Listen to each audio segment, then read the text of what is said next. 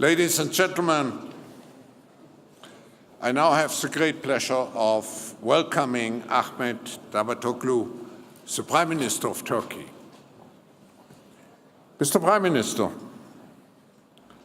you are an author, a politician, a statesman, and you led Turkey's foreign policy for 5 years, and 5 months ago you have become your country's Prime Minister. When we met last September in Istanbul, we spoke in depth on your reforms and a host of global challenges, from job creation to geopolitical and humanitarian crisis, and of course also at that time already on the international cooperation in fighting terrorism. In all those issues, your country plays a very important and crucial role if we want to find sustainable solutions. It is for this reason, Mr. Prime Minister, that your presence here is particularly important. But you join us not only in your capacity as Prime Minister of Turkey, but you join us also as the chair of the G20 in 2015. A year in which, as you have stated, the G20 will focus its efforts in ensuring inclusive and robust growth through collective action.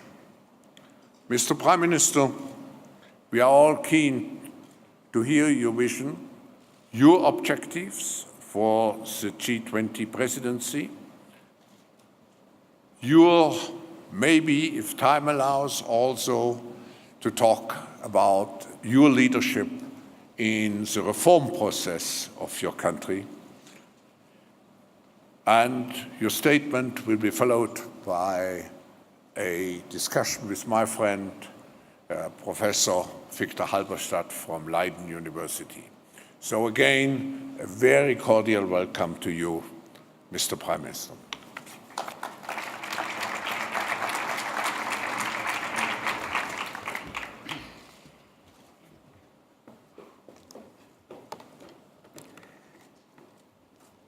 Mr. Chairman, my dear friend, Mr. Schwab, distinguished participants, it's a great pleasure for me to address such an esteemed, distinguished audience.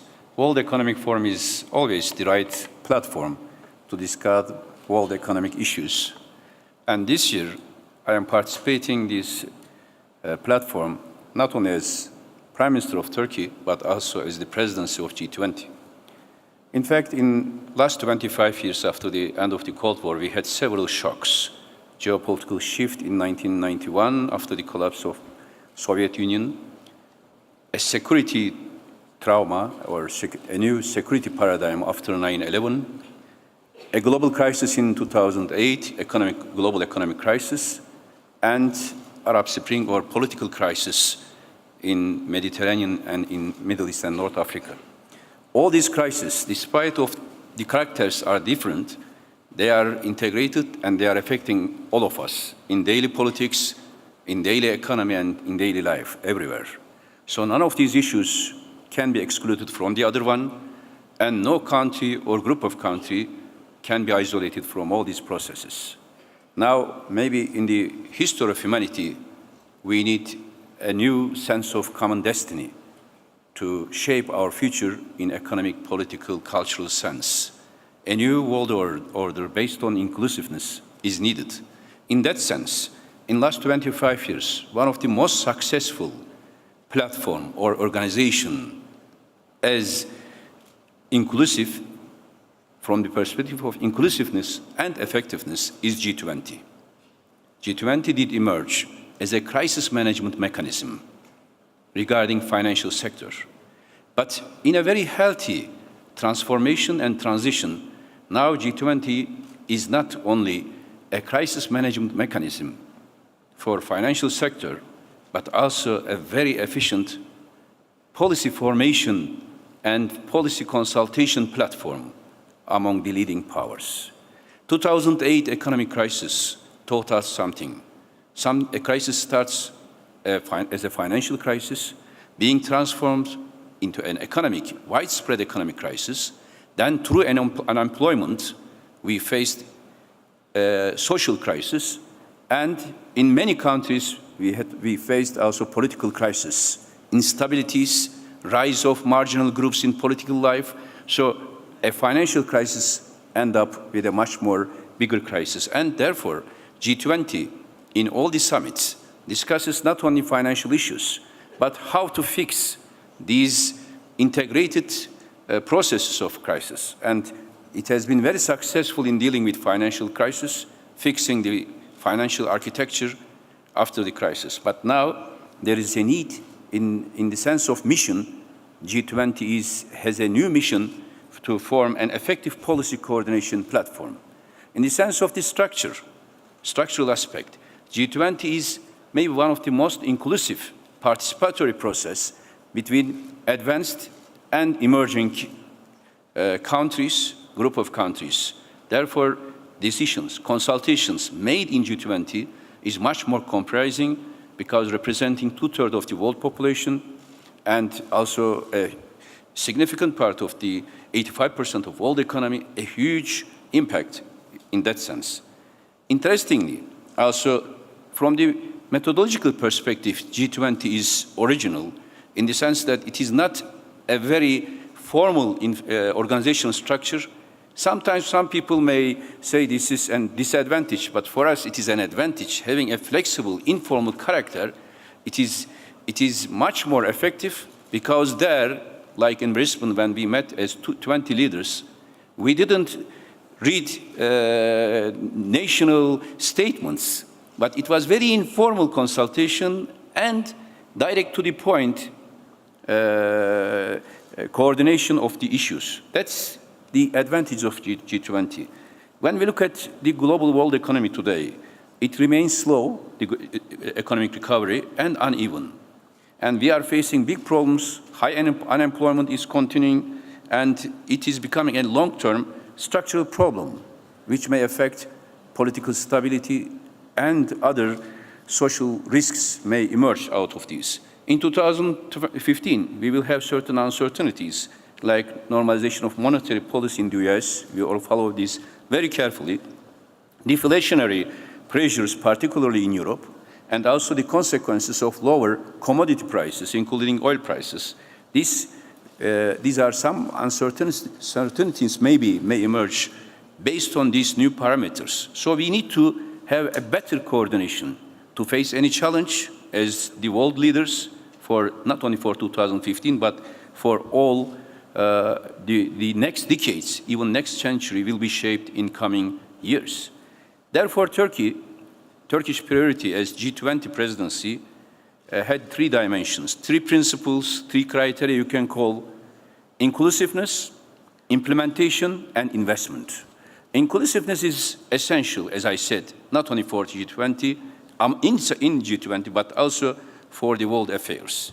2/3 of the world's population, G20, and also 50% of the world's poor population. Now, one of the main priority of Turkey will be how to make G20 process, meetings, decisions more inclusive, and how to have an access to non-G20 countries, group of countries, like LIDC.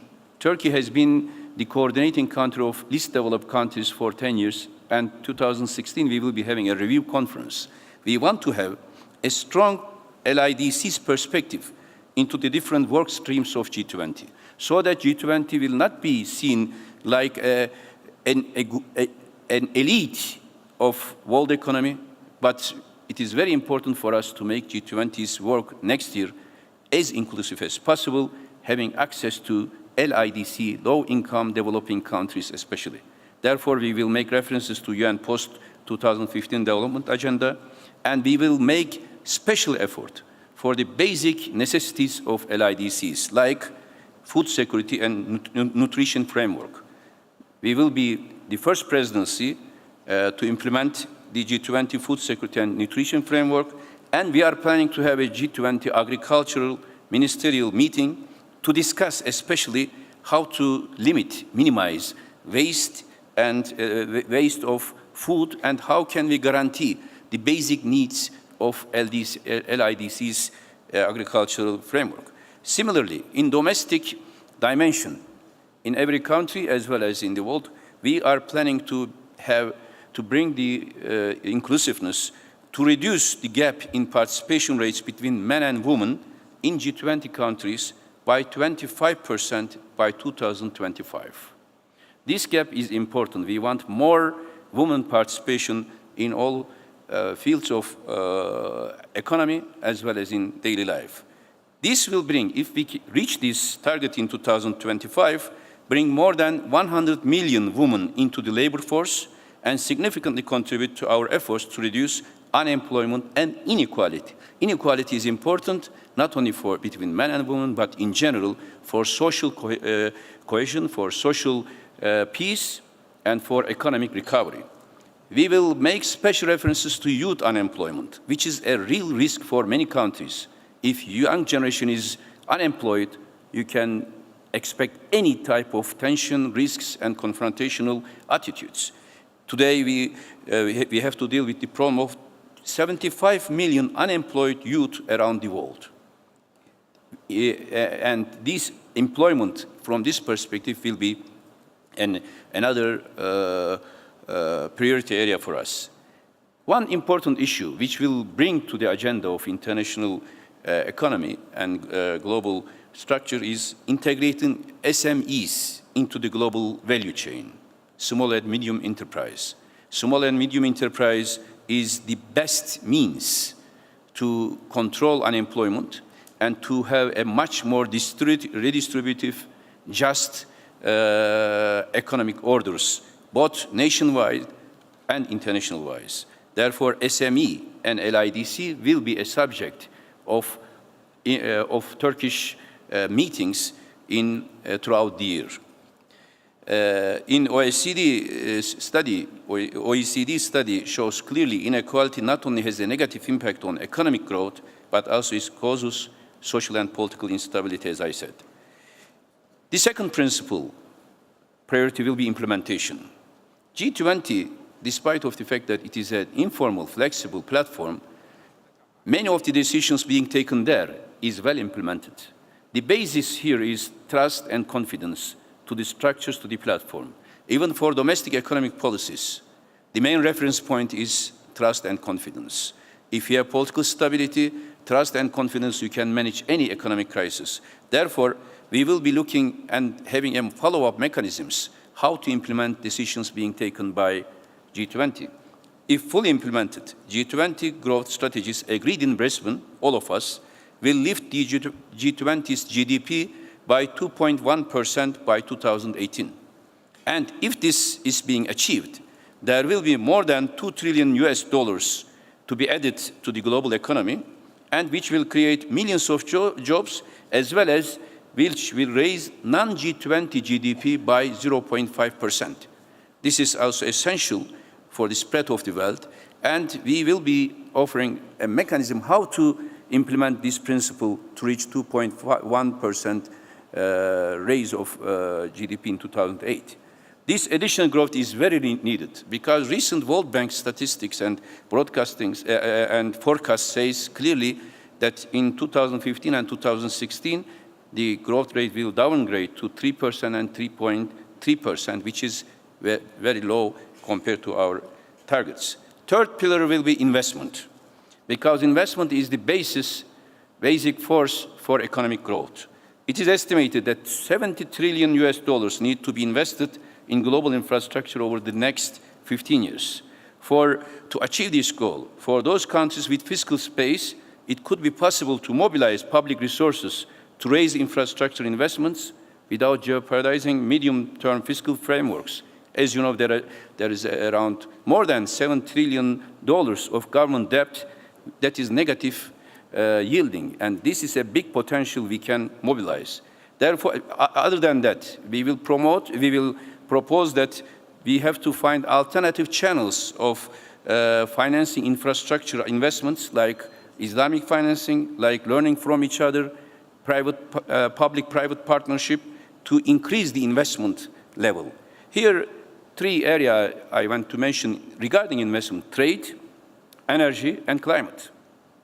Trade is important for growth, and today G20 is representing 76% of world trade. We need to have an open and functioning multilateral trading system.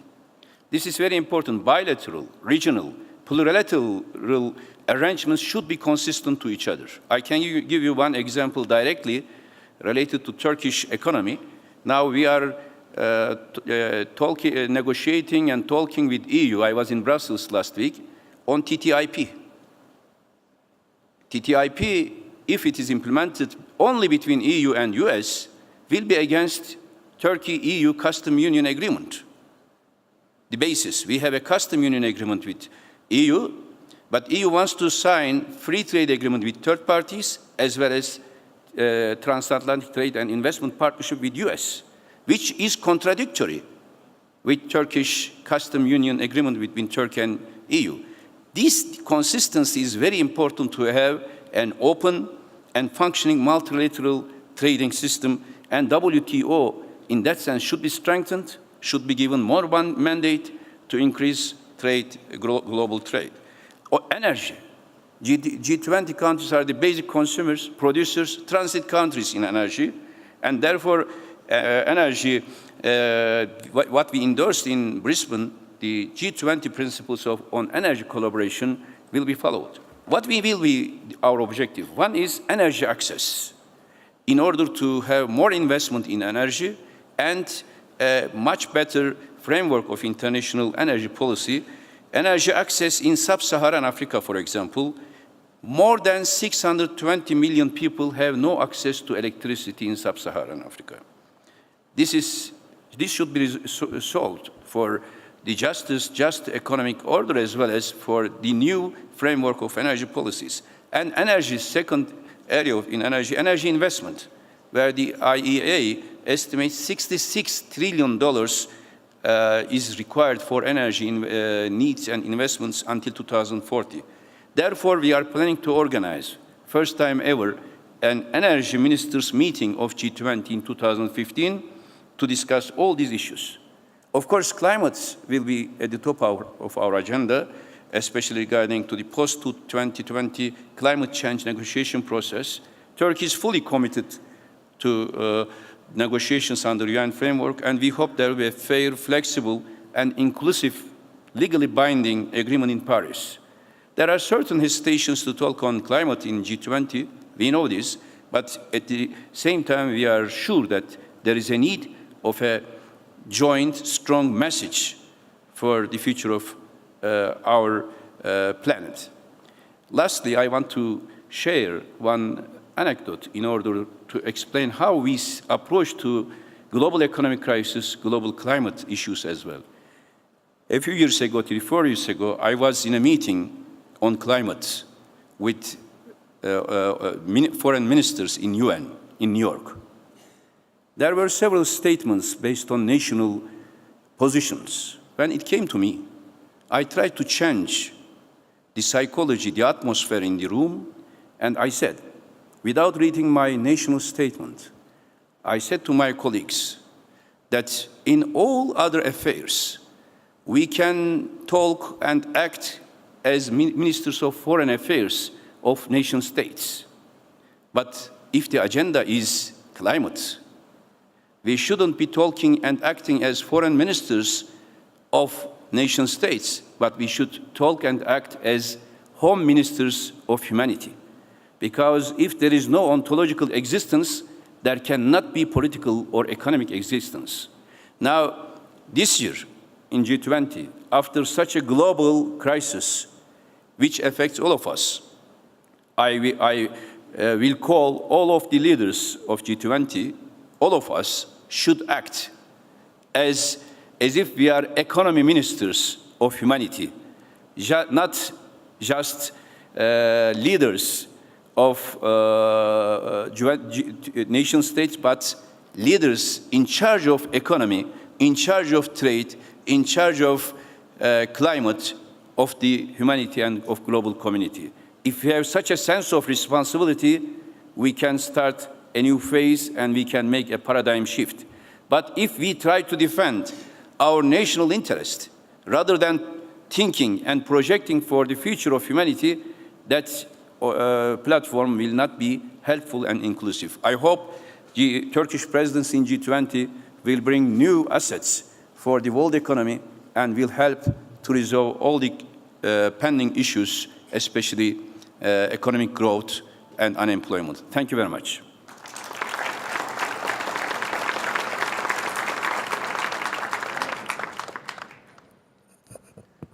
Thank you, Prime Minister. We have both spent a long life in academia, and we are not used to being cut short or having time limits. But we have to live with the reality of the World Economic Forum, as you and I both know. So we have only 10, 12 minutes for the remainder of this session, which is because the planes have arrived late. So if you will excuse me, I would like to ask you two specific questions. The first one is, what are the specific obstacles you foresee in the many objectives you have set for in your agenda? It's a rich agenda and you have reflected very wisely on it, but there must be serious obstacles, specific obstacles which you foresee. And could you elaborate on an example which will imply something important for all of us? Of course, G20 is an economic platform, but what I see as the main obstacle, I observe this in Brisbane as well, the geopolitical structure and problems at this moment, and different views of countries on different crises is affecting a better coordination on economics. Like crisis in Ukraine, President Poroshenko was here just before me. There is such a gap between leading powers which affect the psychology of the atmosphere. Or like Syria, of course, both Ukraine and Syria, they are our neighbors as Turkey. And there are many countries around us which is really fragile, or there are crises in these countries. When you live in such a framework, of course, economics is being affected by political disputes. And the gap between the members of G20 affecting the wise or comprehensive analysis of economic situation. This is one of the main obstacles. General, we are all human beings. When 20 leaders sit around the table or in a room, psychological atmosphere is very important. And if you have so many differences of opinion and many disappointments, like what we have as Turkey, because we have 2 million refugees and there is no international support, or there is no real united position regarding Syrian crisis, which affect us. Similarly, all countries have differences, may have differences, and this is the main obstacle in front of us. We should be acting in a very wise and rational manner. Rather than focusing on differences, it is now time to unite on what we agree, especially in economics. Economics, the main principle is rationality. If you act irrationally in economic life, that will have other political consequences. This is the main obstacle. 2015, all these crises will be still in the agenda, and Turkey, as the center of all these political issues, will try to make some positive contributions to resolve these issues, as well as not to make these political obstacles as a barrier in G20 agenda. But if I may follow up on that, Prime Minister, the world around you, the region around you, the neighborhood has changed dramatically in the past few years. And so then the question is, given the fact that your role in that and your position in that neighborhood has also changed, there's of course the question whether you can play the bridging role, the unifying role in the G20, which is required. Mm-hmm. You must have given that serious thought, so I'd like to hear what that implies. Yeah, that's important. Our position from 1990s until now, but especially in last 12 years, Turkey has led all the process of mediation, conflict resolution. I have here my close friend Vuk Jeremic, when we established Turkey-Bosnia-Serbia trilateral process as three ministers, that it created a new atmosphere in Balkans. Similarly, we established high-level strategic cooperation mechanisms with Ukraine, with Russia, conflicting countries, which ease the tension, and for us, economic interdependence is very important as a means of peacemaking. If economies are interdependent, it is less possible to have political crisis. Turkey, with a strong democratic foundation, rise of economic growth, despite of all this crisis, our economy is the second biggest growing economy in Europe and third in OECD. And one of our per capita income has increased 4 times in the last 12 years. We are self-confident. Our system is functioning, democratic economic system. That is itself is a positive contribution to regional peace. But as the neighbor who has been affected heavily by the crisis in Syria and Iraq, we have certain concerns we are always sharing with our colleagues, with all of us, when we sit, we don't talk only economics, but also politics. And in this sense, Turkey, as a non-sectarian, non-ethnic policy principle, can help to many of these issues. I can give you a list of mediation efforts we did, but we don't have time.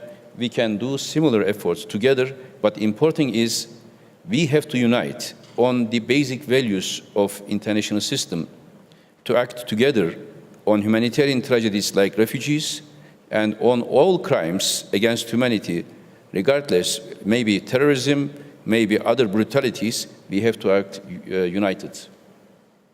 Thank you, Prime Minister. I'm afraid this brings this session to an end, given the fact that there's another one. We hope to hear you again a year from now with the results. Next year, we hope we can see the positive results of Turkish G20 presidency. Thank you very much. Thank you. Thank you very much.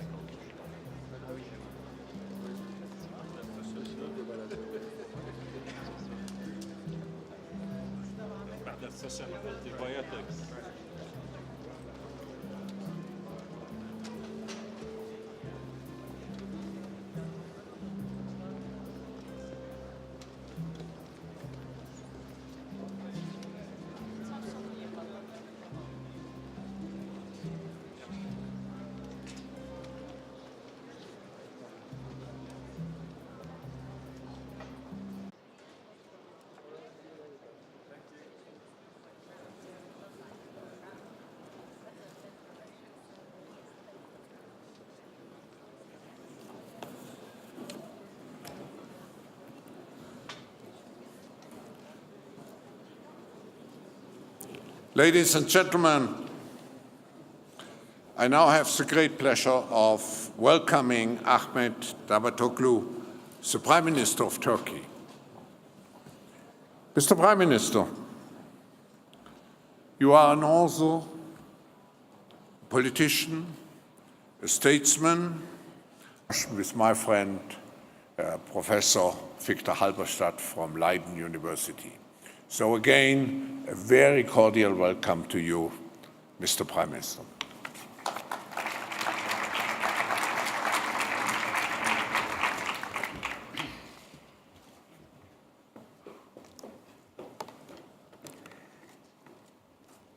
Mr. Chairman, my dear friend, Mr. Schwab, distinguished participants, it's a great pleasure for me to address such an esteemed, distinguished audience. World Economic Forum is always the right platform to discuss world economic issues. In all those issues, your country plays a very important and crucial role if we want to find sustainable solutions. It is for this reason, Mr. Prime Minister, that your presence here is particularly important. But you join us not only in your capacity as Prime Minister of Turkey, but you join us also as the chair of the G20 in 2015. A year in which, as you have stated, the G20 will focus its efforts in ensuring inclusive and robust growth through collective action. Mr. Prime Minister, we are all keen to hear your vision, your objectives for the G20 presidency, your, maybe, if time allows, also to talk about your leadership in the reform process of your country. And your statement will be followed by a discussion. And you led Turkey's foreign policy for 5 years, and 5 months ago you have become your country's Prime Minister.